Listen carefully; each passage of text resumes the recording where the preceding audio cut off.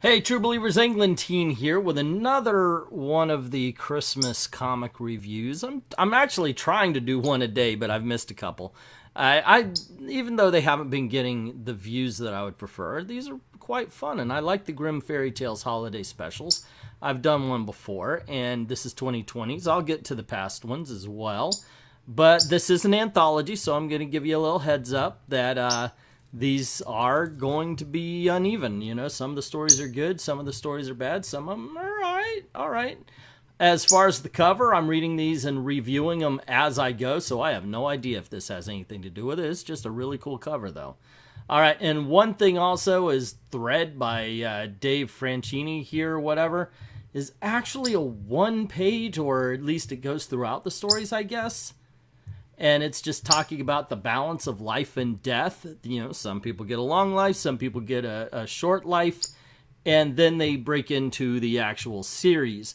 So there's not much to this. It's okay. It's not written poorly. It's just, it's all set up. And it's all gravy and no meat, basically, to this one. And then it just, of course, leads into the next story.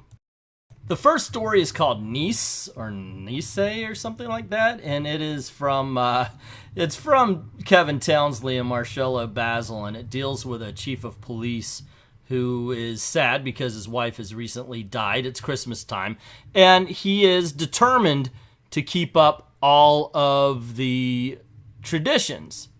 And there's some suspicious things going on. We just saw he had a bag full of weapons and money. So I don't know how up and up he is. Is he a good guy? Is he a bad guy?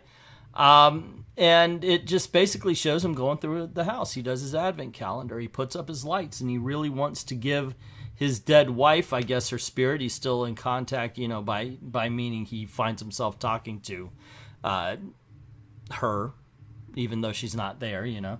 I get this, you know, loss. You'll just kind of go, you know, and blah, blah, blah. This is what happened. Because you're used to having someone there to talk to. And he does up his house, and he's very proud of it. He actually says, time to make the electric bill more than the mortgage payment, he says. But when he goes back downstairs the very next day, it is trashed and there's cats everywhere, and he's wondering what's going on. When he goes to work, he actually asks, are we getting any kind of complaints about vandals and maybe some lost pets? But they say no. So the next day, it happens again, and he looks on his security tape, and it's him. He's doing it. He's peeing on things and he's breaking stuff up. And he's apparently seen something, though, that we're not shown. And so he arms himself, locks himself in. And when he falls asleep, the elves attack, tie him up, and basically take care of him to the point of when somebody does come to help, they're murdered as well. And that is how the story ends, my friends. Which is it's kind of sad to me because it was going so well up until then. It was really, okay, wait a second. Are we going to have a guy who's gone crazy because of the death of his wife? Is he going to go all Silent Night, Bloody Night on us or something like that? But it just seems to end very abruptly. All right, let's head to chapter 2. The third story is, well, okay, so we meet this guy. He's a business dude, and literally his office says business dude. It even has a bust of a Greek something or other. It's like, okay, why is that in there? So he's talking to a friend, a douchey friend, and they mention how hot his secretary is. His wife calls, and immediately he's just yelling and screaming. Yeah, that's how they're setting it up. You know, he's going off. He's like, all this guy is mad, by the way. However, I have to point something out. They point out that this guy is interested in going with this other woman. He's interested. He looks around and that kind of thing, but he never actually does it. I mean, something is obviously stressing this guy out because he's snapping at everybody. And you're supposed to be feeling really, you know, that this guy's a douche and he deserves whatever's coming to him. But he never acts on it. They never actually show him acting on anything. This is as far as it goes. And when his wife calls and says it's time to come home, guess what he does? He tells the secretary it's time to go home. So in the end, when he's saying, "Oh, can't a guy have a drink with a coworker?" That's what it ended up being. Now, is that lascivious? In a way, it is. Yes, because he didn't tell his wife about it. But in the end, he did the right thing. Yes, he's mad. Yes, he's yelling. Yes, something's going on. He raises his hand, but he never actually hits, and that's something. I noticed that they never actually show this guy going anywhere near evil. So it's Christmas Eve. They hear a noise, and the husband goes out and checks because that's what a husband does to protect his family. And while he's out there, one of Santa's elves steals him, and the mother's like, "Yep, Daddy's gone now because he was mean all the time. Let's go open presents."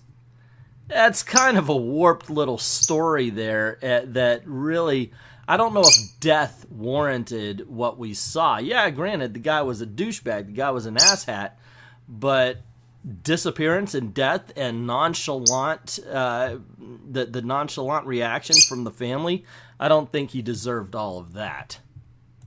And the book ends on another page of pontification as we find there's a guy who's sleeping gently while he's done all sorts of horrors, and then we see that, in fact, there is the character on the cover bringing a lot of monsters to make sure that he suffers for the penalties that we hadn't seen. We just hadn't seen it, and that's actually the big problem with the book here, gang. It's a snuff book, really. We're not seeing a lot of times. The reason why these work is we get to see the person be evil, and there's some sort of comeuppance, or maybe there's a turnaround, a redemption for the character, and there's just none of that here. And I think that's a big problem with the book. They need that kind of story arc for any of these to have any kind of emotional impact. The couple with a kitten bought a kitten and then got killed for it, and there was no build-up. Right away it's like, yeah, it's obvious the kitten's a monster. Obviously the kitten's a monster. I mean, I did a movie review over at Extreme Movie Show for a movie called Good Boy. Same thing. Brought home a cute dog. It was a monster. So, yeah. How was the book? It was alright. It was alright. I've read better. I've read worse. It was alright. But it seriously, they need to work on why these things are happening so we actually feel the impact of the story that we should be feeling. Okay, just to fill this video out, I decided let's do a review of the Archie Christmas Spectacular. A lot of times I don't touch Archies as far as the reviews go because, I don't know, they're kind of the same, aren't they? You know, they tell a silly joke. It's all set up around this lighthearted premise. In this case, the kids are going around trying to find a Christmas tree. They can't find them. They've been bought up, but they go to HM Bug. Get it? HM Bug? Humbug. And they find out that the guy there has had a bad Christmas experience. Therefore, he's buying up all the Christmas trees in town to turn them into toothpicks so nobody else could enjoy a Christmas. Okay, so they find out what toy Santa didn't bring him, and they buy him the toy, and all of a sudden he has a huge change of heart. And that's the opening story. And it goes on, you know, it's just one of those things. Archie decides he's going to film a video with his dad and dress him like Santa Claus and make him look fat. And the guy, and everybody's like, hey, you don't need to add padding to make your dad look fat. And to the point where the dad gets tired of all the fat jokes and says, I can fit down the chimney, where, of course, he gets stuck. You know, it's that kind of humor, and that's Archie, and I love it. I've loved Archie since I was a kid. But if you're not into that kind of, and I'm going to admit it here, childish humor, then this isn't going to be the kind of book for you. But in all honesty, there is a little bit of, I don't know, there's a nostalgic feeling to an Archie comic like this. This isn't the everybody looks like modern day teenagers, let's go melodramatic CW bullcrap kind of Archie. This is, we're just going to sit back, relax, we're going to have a lot of fun with the whole Christmas season. We're going to tell a lot of jokes surrounded by a lot of situations that people find themselves in. You know, like shoving your father up a chimney or going to a incredibly huge business to save the Christmas trees. You know, the kind of thing you get into every holiday. Either way, look, I enjoyed it. I understand it's Archie. Not everybody's going to, because this is some simple shit right here. But at least it is a lot of fun. So that's my opinion. What is yours? Let us know in the comments below. Please comment, comment, comment. Don't forget to click like, share, subscribe, ring that notification bell if you haven't done it already. And if you don't mind helping out the channel, go on over to Patreon or to Ko-Fi, drop $1 in the till. This is the way we're trying to make a living, so helps keep the lights on, helps keep making videos for you. I'd like to thank everybody who's already done that, and to everyone, all of the true believers, thank you very, very much for watching.